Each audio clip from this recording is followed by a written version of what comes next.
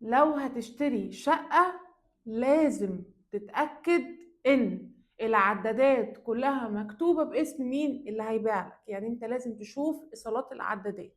طيب لو هتشتري الشقة في اليوم اللي انت هتدفع فيه فلوس الشقة، استلم الشقة.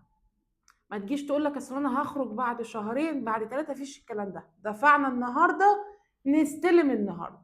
هي عايزة تخرج بعدين او هو عايز يخرج من الشقة بعدين، انت تعمل ايه؟ تأجل دفع الفلوس وتكتب عقد ايه؟ ابتدائي عادي.